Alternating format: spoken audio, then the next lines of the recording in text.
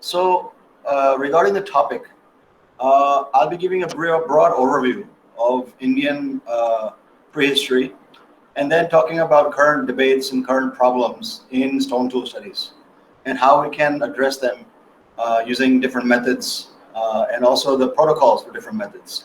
So it'll just be a very introductory and very basic lecture. So just a quick background, most of you already know this, but we have the earliest hominins appearing at around 7 million, maybe 8 million. So hominins meaning bipedal individuals and not apes. Then we have earliest stone tools at 3.3 million. And then our genus appears at 2.4 million. And around 2.2, it leaves Africa. Acheulean appears. And then we have evidence of fire.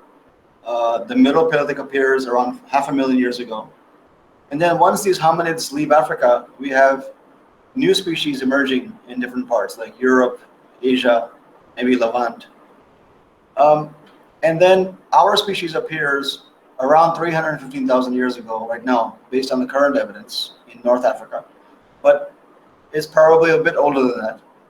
And then the earliest evidence outside of Africa for Homo sapiens is 200,000 roughly in Europe, then 177,000 in Levant, and then 100,000 in China, and then 65,000 it reaches Australia and Southeast Asia.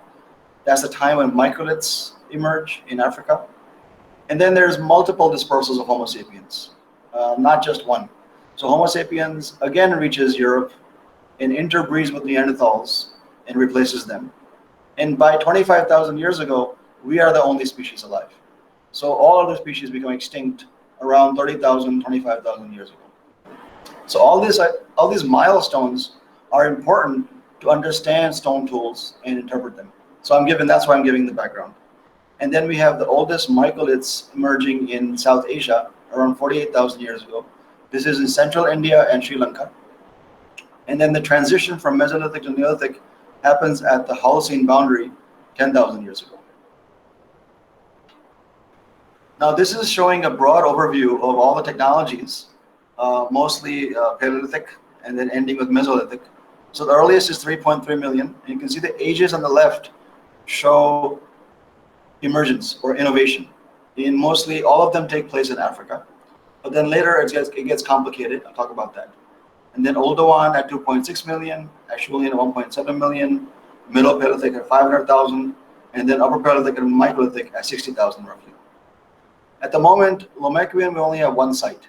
So we can't talk about dispersals. Even in Africa, we don't know how widespread it was.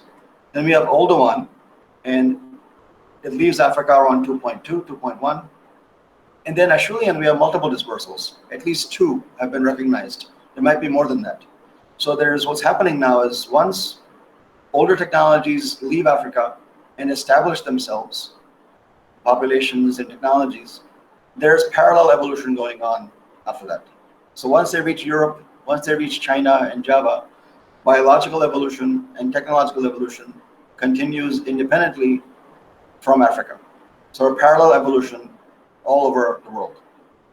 And then we have different species emerging as well. So coming to South Asia, what is going on at the moment is that there's a lot of uneven evidence. So some evidence is well known, some evidence is not well known. So if you start with the earliest evidence, is there Oldowan in South Asia? Because we have Oldowan in Georgia, in Dalmanisi, we have Oldowan in China, and many other sites in Europe, for example. But did it reach India? So this is not clear. Many sites have been reported from Shivaliks. Many sites have been reported from central India, the Narmada Valley. But the problem with all of these sites is that none of them come from excavations. No site has been excavated, like we know from Africa and Europe and Asia. So all of these are surface sites. Sometimes the context is not reliable. It comes from secondary context. Or the artifacts are inadequate, the assemblage sites. So all of these sites have a problem. But if you look at it from a broad perspective, currently Riwat is the best studied and best known example from Pakistan. Even though it comes from a secondary context, it comes from well-dated context. So 2 million years ago, hominins were in South Asia. But whether they continued southwards into India, we don't know. They were definitely probably in the Shivatic region. And then we have Masol, the recent cut marks reported from near Chandigarh. And again, these are very, very controversial. The context is not clear. The cut marks might be something else. It could be carnivore tooth marks and not cut marks. But there's many issues with Oldowan. So at the moment, we don't have any convincing evidence of Oldowan in the entire subcontinent. The earliest evidence starts with Acheulean. And Acheulean is represented by cleavers and hand axes, as most of you know. So Oldowan doesn't disappear. Oldowan toolkit continues, but bifaces like hand axes and cleavers are added to the Oldowan toolkit. And Oldowan also continues on its own. After Acheulean appears, Oldowan continues at some sites until about 800,000 years ago in Africa and much younger in Asia. So just some broad overview about Acheulean. It's used by different species during its longevity. From 1.7 million to about 100,000 is used by different species all over the world. Large flakes started being used for the first time. Oldowan is mostly small flakes, about this size. And flaking strategies go from uni and bimarginal to uni and bifacial. The large flake Acheulean, or LFA, lasts until 250,000 in Africa and 120,000 in India. It represents increased meat eating and hunting, increased cognition, and adaptation to more diverse environments. This also suggests the emergence of a proper culture visible for the first time in the archaeological record. Why don't we call Oldowan a culture? Because we don't have proof that it was taught and passed on from generation to generation. Oldowan was very simple technology, so it's possible that multiple species or multiple groups used that technology on a need basis. So it was used and invented multiple times. We don't have clear evidence of spread from a single origin over time and space. But Acheulean, we know that it's a complex technology. It could have been only maintained and invented from one origin and then spread. So it's a proper culture. Then the toolkits become more refined and specialized over time, and the size also decreases. So from Acheulean onwards, the sizes of these artifacts and toolkits become smaller and smaller. And South Asia, we have Acheulean sites everywhere, early Acheulean, late Acheulean, except Northeast India and parts of Southern India and Ganga Valley. We don't have Acheulean. For lack of research maybe, or lack of raw materials, or climate and ecology played a factor. And based on those thousands of sites at the moment, we have very few dates. As you can see, we have less than 2 dozen dates, and most of them range from 1.5 million, which is Athiram Pakkam, to about 60,000. And when I say 60,000, that includes hand axes, but not necessarily lower Paleolithic, because hand axes continue into middle Paleolithic. So these are just some dated sites, and we have to keep in mind that some of these dates, actually most of them, are not reliable today, because these were done in the 60s and 70s and 80s, and now we need to redo them with better techniques. So the 1.5 million age for Athiram Pakkam is reliable. Then we have other dates, Middle Paleolithic and late Acheulean, which are also reliable, but we need more dates. Without dating, we cannot compare these sites with other parts of the world. For example, the 16R Dune site in Thar Desert in Rajasthan, it was dated to 350,000 using potassium argon method and also other methods. But when it was applied with luminescence sampling, it gave a new age range. So the age went from 350,000 to about 187,000. So that changes our interpretations. Earlier, what we thought was lower Paleolithic becomes middle Paleolithic because the ages have become younger.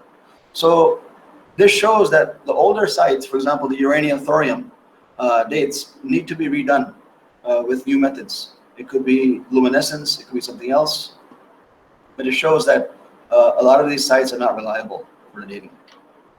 And in terms of sequences, most sites are single cultural sequences, but a few sites have multicultural sequences. So Athiram Pakkam, 16R Dune, Bhimbetka, Dhaba, Patni, these represent sites with more than one culture. Lower Paleolithic is there, Middle Paleolithic is there, Upper Paleolithic, Mesolithic, So in Atanapakkam, it only has early Acheulean and early Middle Paleolithic.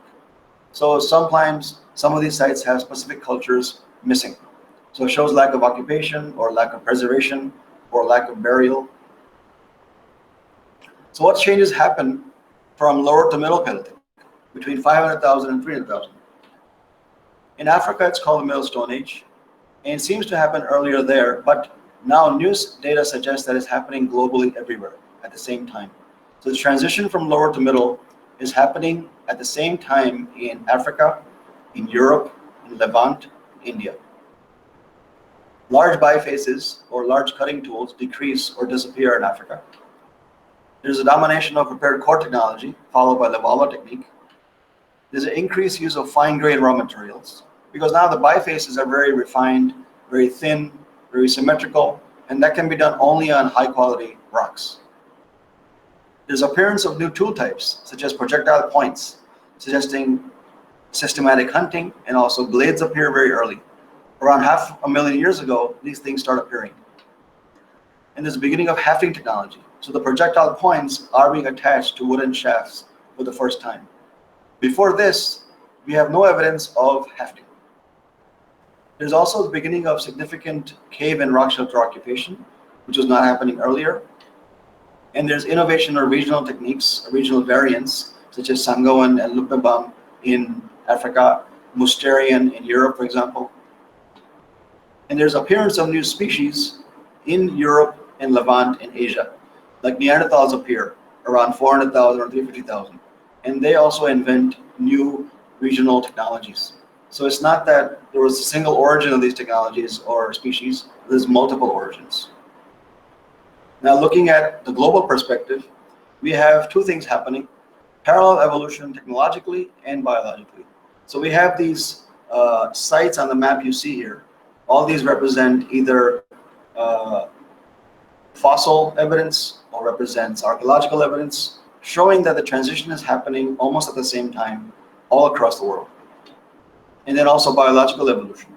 So technology is emerging into Middle Paleolithic, but also the biology is merging more into a very homogeneous form. The species name is not clear. It could be Heidelbergensis, it could be some archaic species, it could be similar to Denisovans, or something primitive to Homo sapiens. But the forms are merging into one. So Neanderthals are appearing in Europe, archaics are appearing in Africa, Homo sapiens is also emerging. We don't know what's happening in India because we have no fossils. And then other similar specimens are found in China, which are very similar to the African ones. So now there's parallel evolution going on in many places.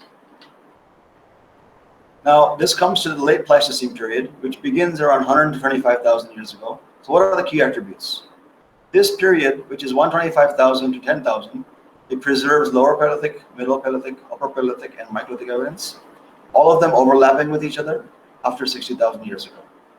The small size, or becoming smaller and smaller, that size reduction continues. Large flake Acheulean survives until 120,000 in Son Valley, although it finishes earlier other places. And this is also the time that witnessed the Toa super eruption and possible impacts of 74,000. And the context of this time period yield the most faunal assemblages. And it also shows extinctions of hippo and ostrich at this time, roughly around the same time. 15,000, 10,000 years ago, hippos and ostriches become extinct. This period also witnesses the arrival of Homo sapiens in replacement of all archaics, including Europe, Levant, probably Africa, Asia, many places. So what is unknown about this period? We don't know, for example, for India, how many dispersals into India? Which species existed during this longevity? What are the ages of various sites and frequencies of technological change? Which changes occurred indigenously? Which technologies were introduced through dispersals?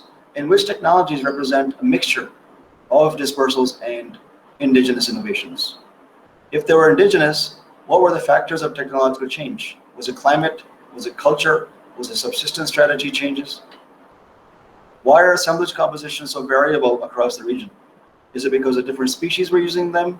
or there's differences in ecologies and subsistence or raw materials? Why are some zones missing some technologies? Why is Acheulean missing in southern India and northeast India?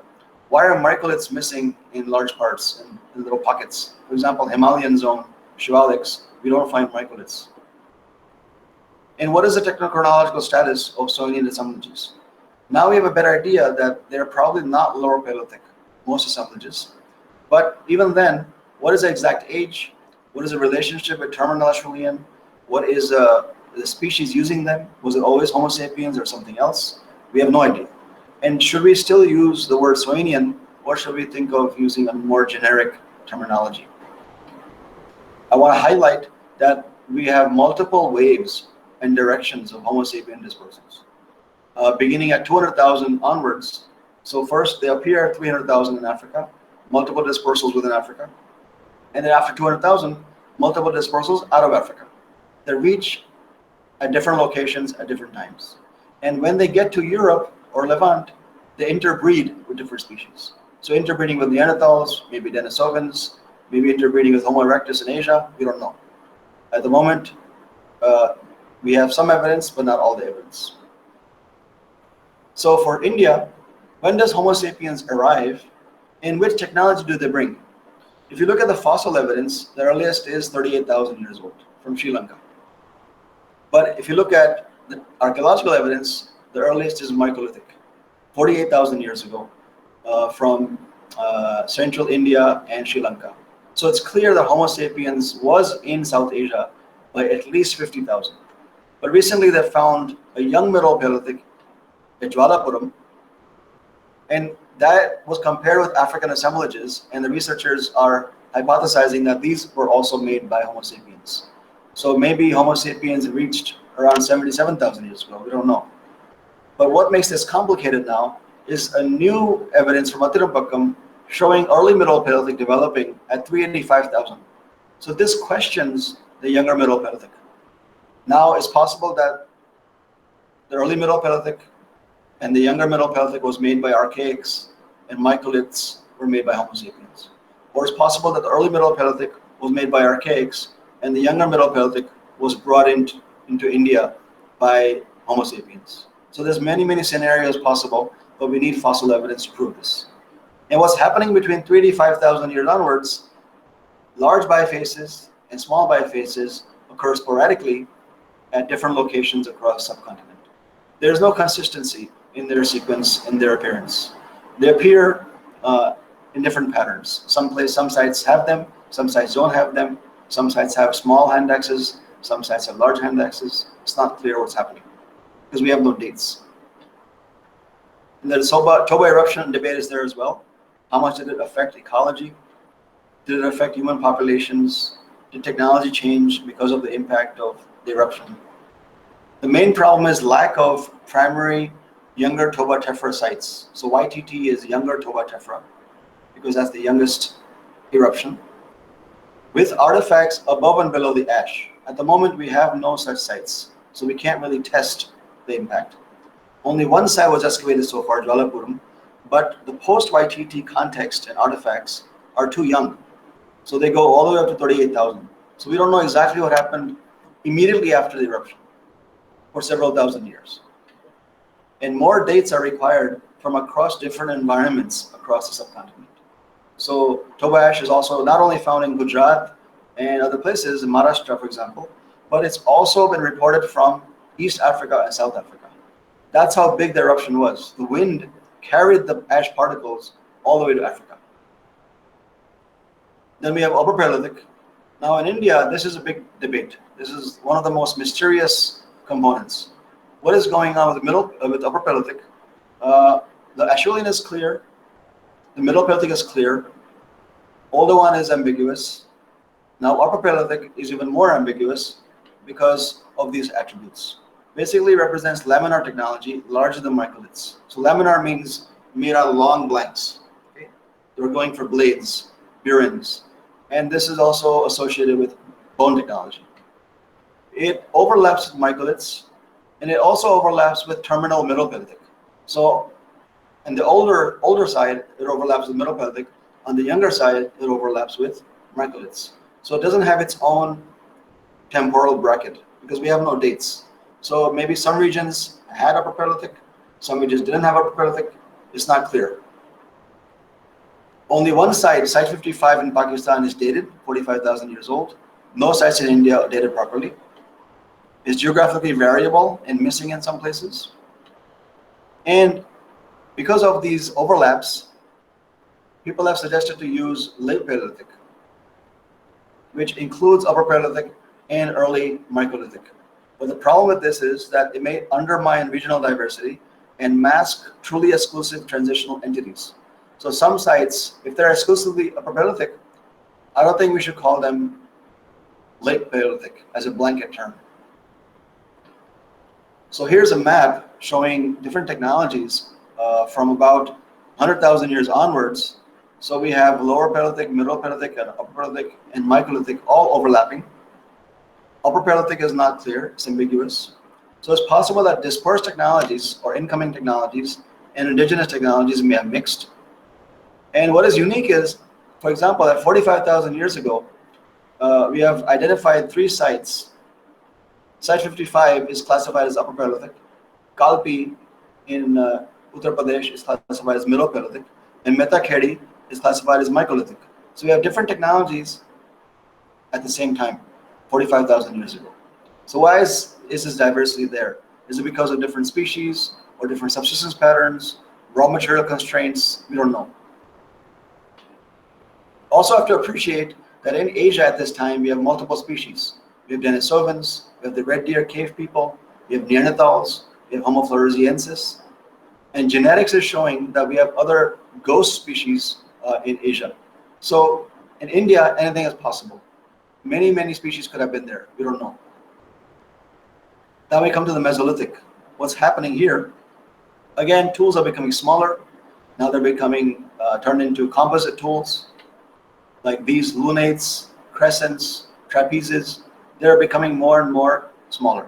And they're used as multiple specimens in one handle. So used for producing bows and arrows, used for producing long knives, many harpoons, for example. So many tool types. The beginning of pressure flaking is seen in the Mesolithic. Now there's a debate on the appearance of microliths in Europe, Levant, India, China, and Africa. Earlier we thought that there's one single origin and they spread everywhere and reach different places. So in India, we don't know whether it was innovated indigenously or introduced from outside. We have not studied this properly. We don't have dates also.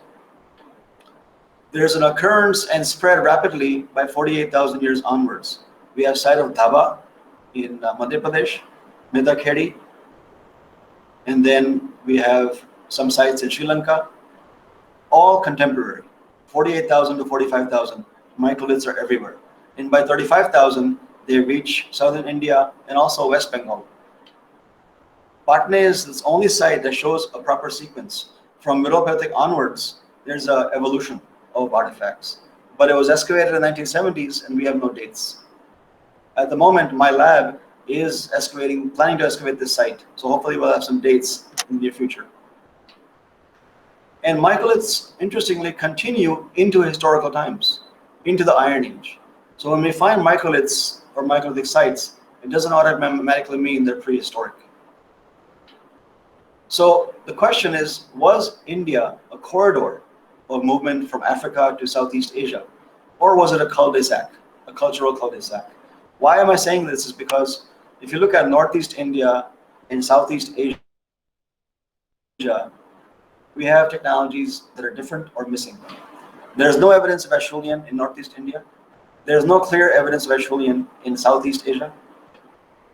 We have no evidence of Middle or Upper Paleolithic elements like Levallois, for example, or sites with blades in Northeast India or eastwards. And the first connection with Australasia is a Holocene, based on genetic evidence of human populations, based on microliths, and based on the wild dog or dingo. These connections are being made very late. We have no connections earlier. So Australian Homo sapiens probably reached through mainland China and along the coast. India does not seem to have been used as a corridor. As populations came in, they stopped in India, and technologies and hominins evolved. Didn't seem to continue eastwards at the moment. Maybe in the future we might find sites in Northeast India, in Myanmar, suggesting otherwise. So finally, broad issues to ponder. Virtually nothing is known about the records between Africa and India. So when we talk about dispersals, we need to see what happened on the way. We have no evidence. Respective proposed hypotheses are based on very little or no evidence, including dispersals, Toba impact, emergence of microliths, etc. Sudden transitions doesn't necessarily mean population replacements. In gradual transition may. Different factors may be responsible for both scenarios. Archaic populations were probably replaced, but how were they replaced? What was the process? Was it fast? Was it violent? Was there interbreeding? And we also have to keep in mind inter-technological variability may be due to the same groups making different assemblages in different contexts. So for example, you might have one population in a valley. At one location, they may make a site with hand axes. Another location, they might make a site that looks like Middle Paleolithic without hand axes. So on a need basis, they will make the tool types. We need to look at all geographic regions of South Asia individually and not as a subcontinent level, because there's a lot of regional diversity. Concept of dispersals is misleading and overrated. So how do we know that a site represents dispersal? It's not always clear. If you find a site that is 500,000 years old, we don't know automatically it was a dispersal. It could be something indigenous. And finally, when does a dispersal or technology cease being African? So what I mean by this is a lot happened between Africa and India. When they leave Africa, they spend time in Levant, they spend time in Arabia. Technologies must have changed, behaviors must have changed, biology must have changed. So over time, if it takes 500,000 years or 200,000 years or 300,000 years to reach India from Africa, by the time they reach India, it's not necessarily an African dispersal anymore. Maybe it's a Levantine dispersal or Arabian dispersal. So just to highlight different uses of Paleolithic archaeology, what can we gain from this?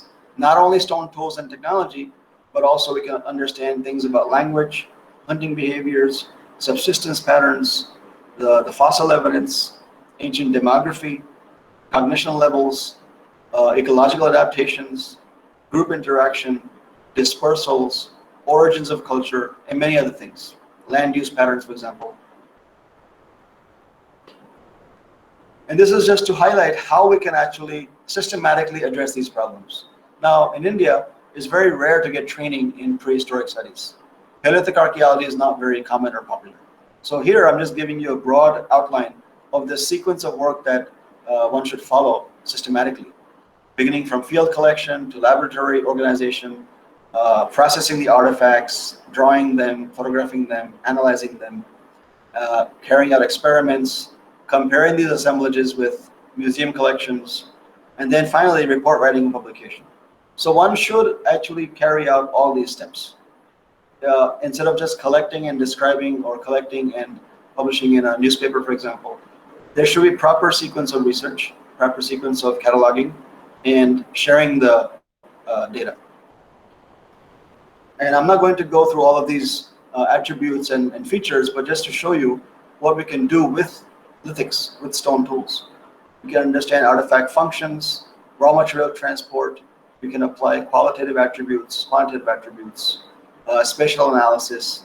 We can do refitting studies. There's many, many things we can do. We can understand why technology changed. We can try to understand why technology did not change, for example.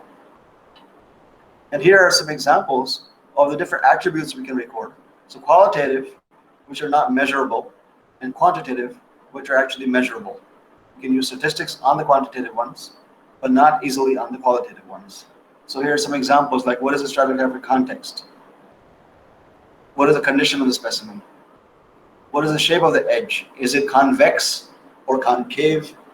These qualities are qualitative features.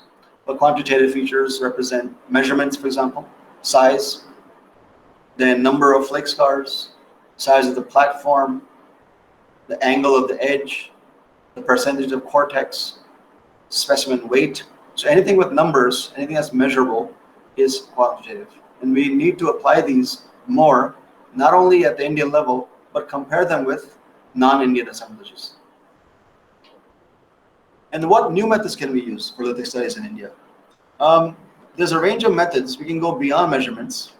We can do 3D digital scanning, XRF, which is X-ray fluorescence, FTIR, which is Fourier transformer infrared microscopy, to look at residue, for example, scanning electron microscopy, geometric morphometrics, documenting social transmission.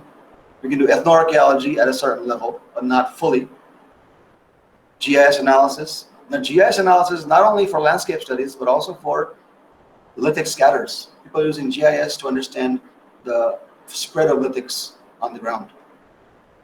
Actualistic studies in site formation, study of non-stone materials also, comparisons of large databases, and experimental mapping as well. We also need to do studies on raw materials. For example, thin sections, petrography.